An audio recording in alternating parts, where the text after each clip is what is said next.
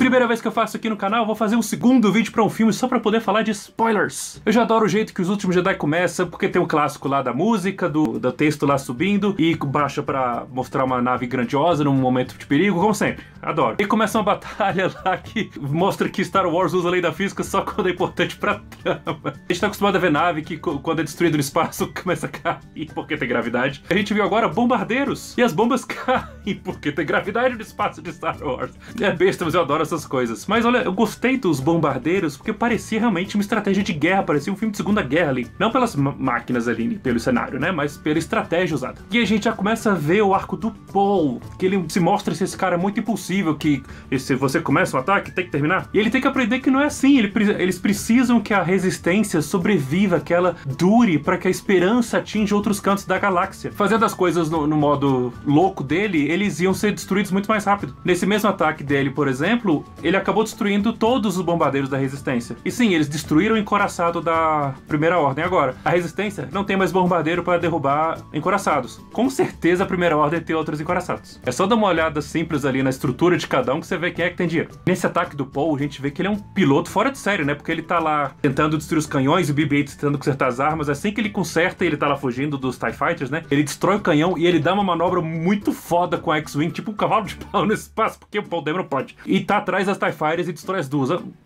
Caralho!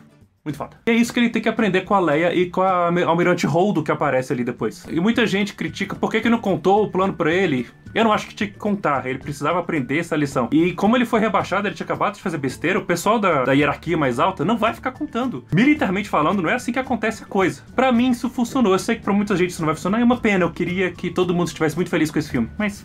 fazer o quê? E quando ele acorda lá na nave de resgate, ele vê que a Holdo ficou, que o plano dele não deu certo, e aí a Leia começa a falar com ele, ó, você devia fazer merda, a coisa tem que ser mais calma, você tem que pensar mais à frente, não só na batalha que tá no seu nariz que você quer destruir. É um parênteses, né? Porque a Holdo usa a velocidade da luz pra destruir a frota do Snow. Caralho! Foda! E o Rian Johnson nessa hora tira o som.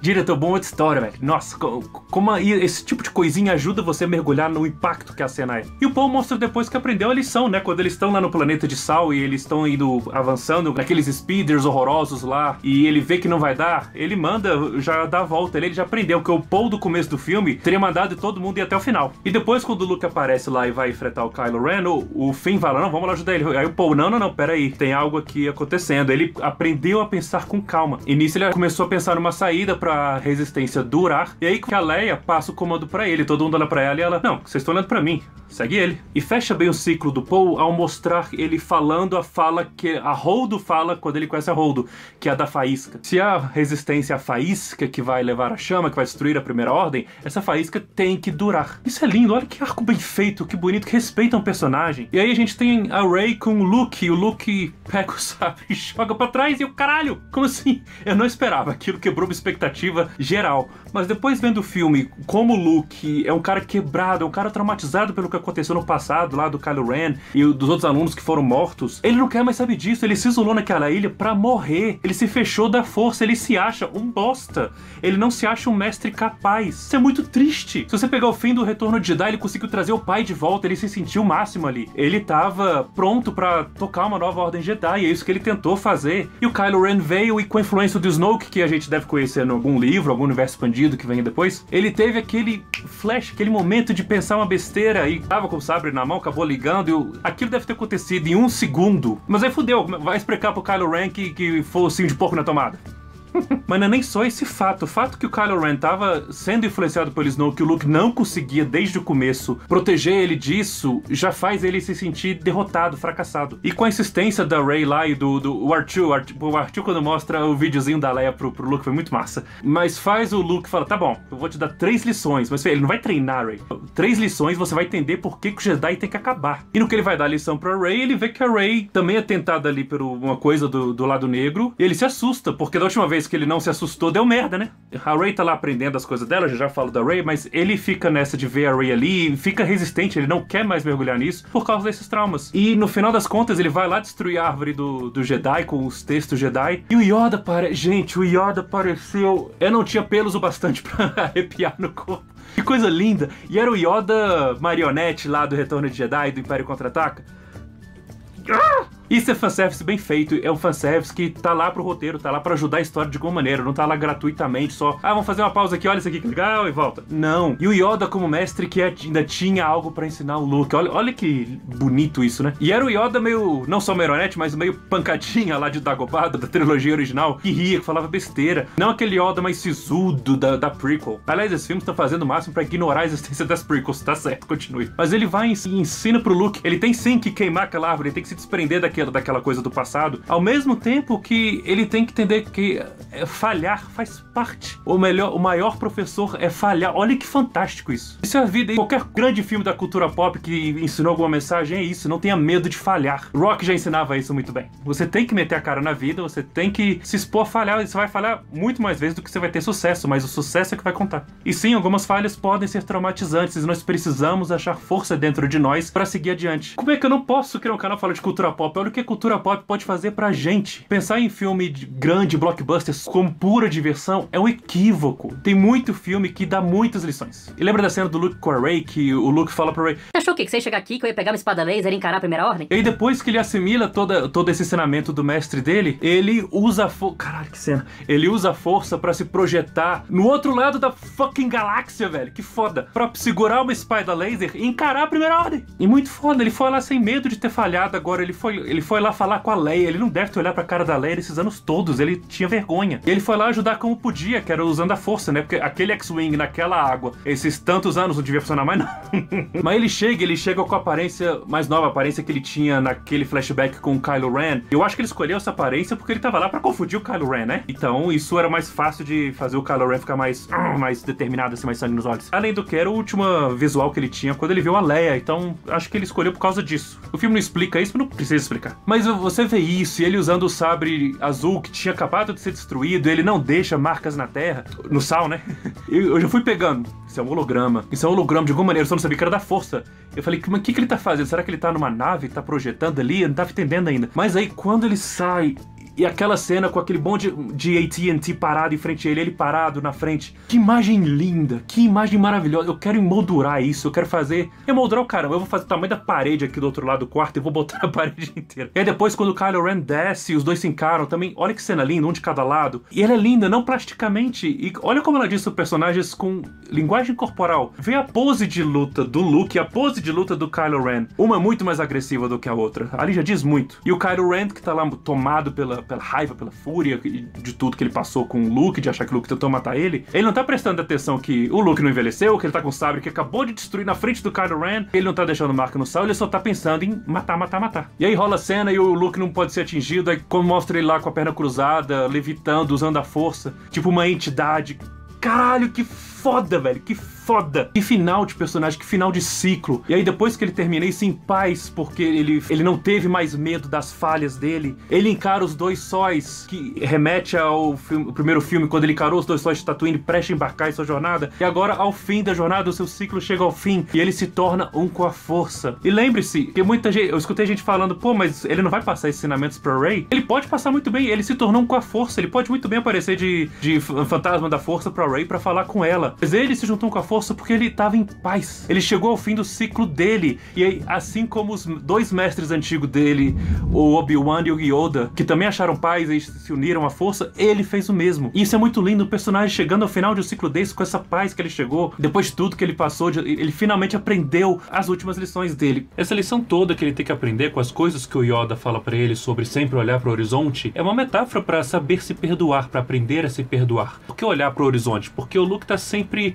preocupado com o futuro, tá sempre com medo do futuro, ele tá sempre com receio do que pode vir a acontecer, tá sempre tentando evitar o futuro, ao invés de usar o presente que ele tem para tentar moldar esse futuro de acordo com ele. E por que ele não consegue viver esse presente para tentar moldar o futuro? Porque ele não consegue se desprender das culpas, dos erros do passado. Ainda tem uma parte lá pra Rey, quando ele tá contando a história, e ele fala, e eu virei lenda. Quando ele fala isso, ele tá dizendo que bosta de lenda que eu sou, né? Eu sou um bosta, eu falhei miseravelmente, eu não sou uma lenda. Mas ao mesmo tempo, ao se perdoar, ao chegar àquele nirvana, digamos assim, no final do filme, ele também entende que ele, sendo uma lenda para outras pessoas na galáxia, ele vai inspirar outras pessoas a se levantarem e lutarem contra a opressão. Maravilhoso. Maravilhoso. Outra do Yoda, eu vi que a gente falando, pô, se o Yoda consegue, como fantasma da força, jogar um raio lá, ele não pode sair tocando terror lá pra Primeira Ordem, destruir naves? Olha, talvez possa, mas não é isso. A figura de um mestre é ensinar os outros a tocarem a vida. O Yoda já tinha fechado o ciclo dele, ele não tem que ir lá resolver a coisa. Pensa no Senhor dos Anéis. O Gandalf podia fazer muito mais do que aquilo. O Gandalf podia resolver 80% daquelas coisas. Mas o papel dele lá, se você estudar o lore de Senhor dos Anéis, pergunta pra quem é fã e conhece muitos livros, o papel daqueles magos eram guiar os homens, guiar as criaturas da Terra-média para que elas resolvessem as situações, elas fossem capazes de andar com as próprias pernas, tocarem seus próprios destinos. Então, falando da Rey, ela vai lá buscar esse treinamento, que não tem 3 liçõezinhas lá, e a cena lá do Reach Out, aquela foi boa. Mas quando ela começa a tocar força, ela tem um talento muito natural para usar a força, para se conectar com a força. Ela só precisa treinar um pouco mais para usar ela mais para batalhas ou para uma coisa mais determinada, para ações. Mas a primeira lição que o Luke vai dar para ela e que ele fala que o Jedi achar que a luz é vaidade, que não é isso, a força não é o poder que o Jedi tem, a força é uma coisa presente no universo que todos podem ter acesso. É muito bonito, ele tira o Jedi desse pedestal que colocam ele. E a cena da Rey na caverna lá do lado negro, eu gosto muito, porque remete à cena do Luke na caverna lá em Dagobah, em que ele vai enfrentar o maior medo dele, que ele enfrenta o Darth Vader, mas depois você vê que a máscara do Vader cai, e a máscara do Luke naquela visão dele, porque o medo dele era cair pro lado negro, era se tornar o pai. E aqui o Rey vai em busca de respostas, em busca de descobrir quem são os pais dela, e naquela visão lá, na hora que ela acha que vai ver os pais, ela vê ela mesma. Porque isso é a força dizendo pra ela, você não é definida por seus pais, você é sua própria pessoa, você é definida por você. Ela se vira sozinha desde criança. E isso já era o filme dizendo pra gente que não tem essa os pais da Rey ser Skywalker, ser Kenobi, ser alguém forte com a força. O filme tá querendo dizer, a força pode despertar em qualquer pessoa, como despertou na Rey e como despertou naquele menininho lá que ele puxou a vassoura no final e levanta no final. Que cena final foda!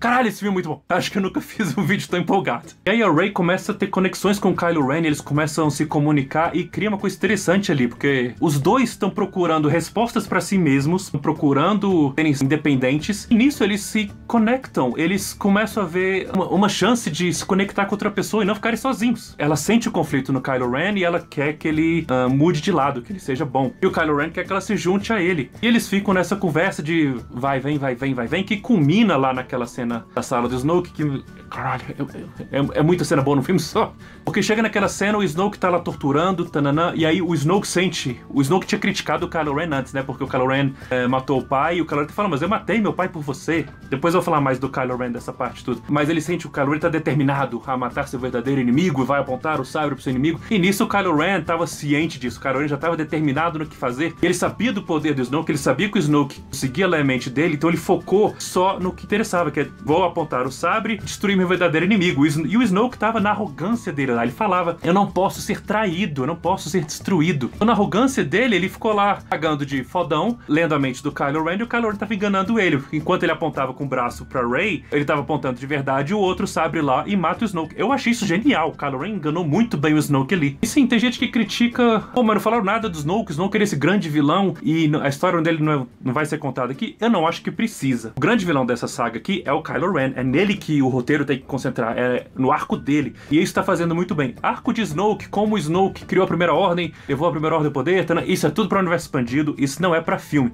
Pensando na trilogia original, também não ficou contando quem era Palpatine, de onde ele veio, como é que ele criou o Império, tudo. Isso foi pra outra trilogia, não deu muito certo, mas podia ter ficado bom. Mas lá o foco era Darth Vader e Luke Skywalker. Aqui o foco é Rey e Kylo Ren, não é Snoke. Não acho que era pra ter contado a história do Snoke mesmo, não. Acho que tá certo. Mas aí o Snoke morre e os dois começam a lutar junto contra aquela guarda pretoriana e a cena é foda. E ao mesmo tempo você fica, caralho, então, pera, eles vão se unir. De que jeito eles vão se unir? Tipo, o Kylo vai ficar bom, a Rey vai ficar mal. Eu nunca achei que a Rey de verdade fosse ficar má. Mas eu fiquei, caraca, será que o Kylo Ren vai se juntar a ela e vai tentar se redimir? Isso talvez fique forçado demais? E não, né? Porque termina aquela luta mega foda. Aquela guarda do Snoke era bem treinada pra caralho, né? Mas aí termina aquela luta, a Rey fala, vamos ajudar ali a resistência, e o Kylo Ren, não. Eu vou assumir isso aqui e você se junte a mim. E você vê a cara de decepção da Rey. É muito sincera. Ela foi crente que ela ia conseguir o Kylo Ren de volta. volta. Então, isso é uma lição que eles têm que aprender, que as visões que eles têm com a força sobre o futuro um do outro não são premonições, são possibilidades. O que determina o futuro são nossas ações, são o que nós determinamos fazer com nós mesmos. Nas palavras de outro grande mestre, o Kylo, nessa hora, decidiu ser o líder supremo novo. E nesse momento eu acho que ela decide desistir de salvar o Kylo Ren, de redimir o Kylo Ren. O que fecha muito bem na cena final lá, quando os dois se conectam e ela tá na Falcon, ela só fecha a porta, porque não tem mais jeito ali de eles se entenderem. Eles claramente querem coisas diferentes. E a Rey termina o arco dela chegando lá no planeta e lembrando o que... foi uma piadinha boa, né? Porque o Luke fala pra ela, a força não é só levitar pedras, não é só um poder assim, a força é muito mais, essa energia, essa conexão, né? Aí na hora chega lá e de repente ela tem que levitar pedras, ela dá uma risadinha que eu vou acabar tendo que levitar as pedras. Foi bom, foi uma piadinha boa. E aí ela finalmente reencontra o Finn, é um reencontro muito bonito. Mas já falo do Finn. Kylo Ren começa o filme de novo com a máscara dele, né? E quando ele vai encontrar com o Snoke fala, tira essa merda dessa máscara ridícula. E o Kylo fala, pô, eu me dediquei a vida pra você ir pro lado negro. Ele fala, eu até matei meu pai. E o Snoke retruca, grande merda, depois que você fez isso, você tá todo aí dividido. E tá certo isso. Tanto que o Luke fala no final do filme pra ele, se você me matar com ódio, eu vou sempre estar com você, como seu pai está. O Kylo ainda é dividido, é conflitado. Nas horas-chave, ele tá ainda decidindo sempre pro lado negro. Isso pode mudar? Pode. Vamos ver no episódio 9 se ele vai se redimir ou se ele vai continuar decidindo ir pro lado negro. Mas ele é conflitado e isso é muito bem explorado nesse personagem, principalmente nesse filme. E é por isso que o Kylo Ren vai falhar. Ele é um cara muito dividido, que carrega muita dor pelo seu passado. E com as decisões que ele tomou pra seguir o lado negro, ele não vai conseguir se perdoar, ele não vai conseguir se perdoar por ter matado o pai. E ele não vai conseguir perdoar o tio por na visão dele, ter tentado matar ele, por ter falhado com ele. Ele vai continuar sofrendo. Então o Kylo fica nessa tentativa de, ao contrário do Luke, que aprendeu a se perdoar pelo que aconteceu no passado e seguir em frente, o Kylo, o que ele quer fazer com o passado é, como ele mesmo diz, mata o passado. Ele tem uma visão mais violenta da coisa, ele quer destruir o passado. Mas é impossível, o passado está na mente dele, está influenciando ele até hoje, ele é dividido por isso até hoje. E é essa lição que ele não vai aprender. E é por isso que ele quer matar os últimos Jedi, o Luke, agora a Rey. Mas como o filme mostra, não há últimos Jedi, sempre haverá pessoas mais sensitivas com a força, que vão ser inspiradas pela resistência, vão ser inspiradas pela lenda Luke Skywalker, e vão se levantar para lutar contra essa tirania. Então, por mais que o Kylo tente sair matando geral e matar todos os últimos Jedi, sempre haverá novos Jedi, sempre haverá uma nova esperança.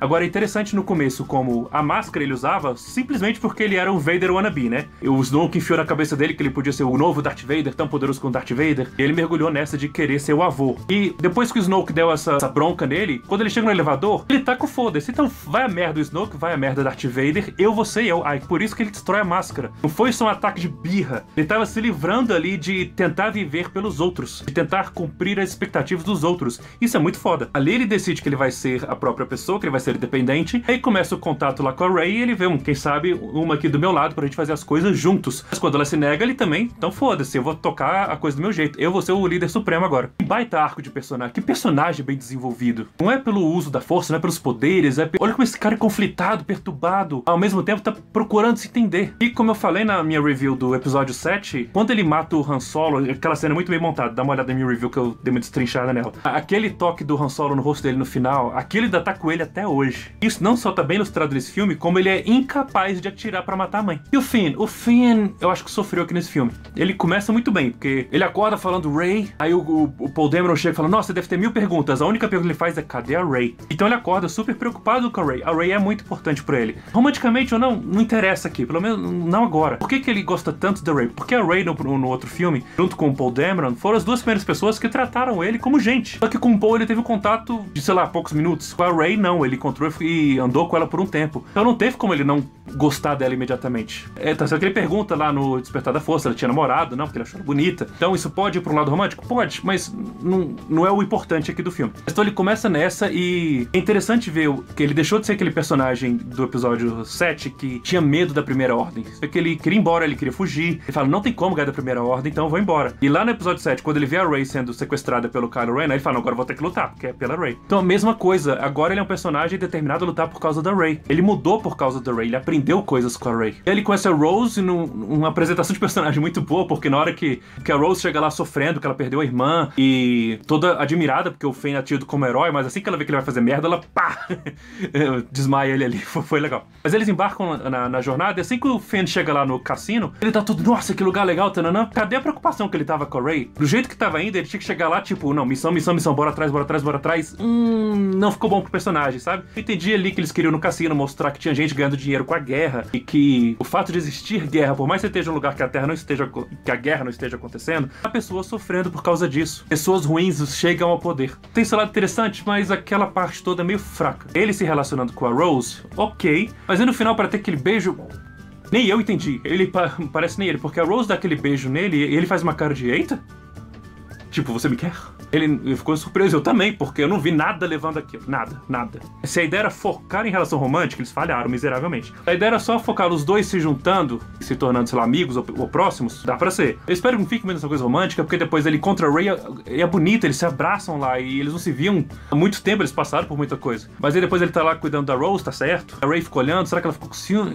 Foda-se essa história românticazinha, porque não focou em nada disso. Mas esse é o problema que eu tenho com o Finn nesse filme. Ele não tem um arco muito bem definido, porque eles começam com o personagem na direção que ele tava do fim do episódio 7, aí leva pra outra, aí tenta voltar, mas não dá muita certeza. Ele ficou meio jogado no roteiro, sofreu. Mas a cena que ele enfrenta a Phasma é legal pra caralho, e quando a Phasma chama ele de você sempre foi Scória, ele, Scória rebelde, ali foi foda. E Phasma, desperdiçada pra caralho, né? Outro Boba Fett aqui, um personagem com visual foda, o visual da Phasma é fantástico. Ela mal apareceu no episódio 7, eu falei, não, eles vão desenvolver ela depois, né? Porque contrataram essa atriz e tudo, botaram esse visual. Não. Hux é outro também que unidimensional pra caralho. Podia juntar os dois, né, num personagem só. A Phasma podia ser a líder dos Stormtroopers, da parte mais militar, e não tinha Hux. De repente dava pra focar um pouco mais na Phasma, tipo Phasma contra Kylo Ren, olha que massa. Ou podia ter, sei lá, podia não ter a Rose, por exemplo, e não podia ter Cassino, e o Finn, por ter o passado dele com a Primeira Ordem, ele podia conseguir filtrar na nave do Snoke, tinha o arco dele lá. A Phasma, vai que a Phasma foi quem sequestrou ele, pirralho, e botou ele no exército, onde tem todo um arco de vingança com a Phasma, e faz um arco ali, de repente podia ficar mais interessante pro Finn e pra própria Phasma. Mas, gente, nada me faz tirar, digamos, uma nota 10 desse filme. Digamos, se fosse analisar friamente, eu daria uma nota menor, mas com emoção é 10. Eu não consigo não estar extremamente emocionado por esse filme. Eu acho as falhas tão pequenas, tão insignificantes perto do sucesso desse filme, perto do carinho que eles deram pro Luke, pra fechar esse arco do Luke. E o jeito que fecha o arco do Luke é maravilhoso. Rian Johnson, beijo pra você, cara. Muito obrigado. Se a gente se encontrar, eu te pago todas as servas do mundo que tu quiser. Tu é foda. Que filme, gente. Que filme. Os Últimos Jedi é absolutamente maravilhoso. Que jeito de encerrar o ano. Ano que vem, em maio, tem o filme solo do Han Solo. E eu tenho muito medo desse filme. Muito medo mesmo. Eu mais tenho receio de não dar certo. Vamos ver. Mas que vem o episódio 9. Vem logo, porque... Gente, muito obrigado por assistirem meus vídeos. Vocês compartilham das minhas opiniões dos Últimos Jedi. Vocês gostaram das mesmas cenas que eu gostei? Comenta ali, curte aí pra continuar dando passos nerds. Não deixem de se inscrever aqui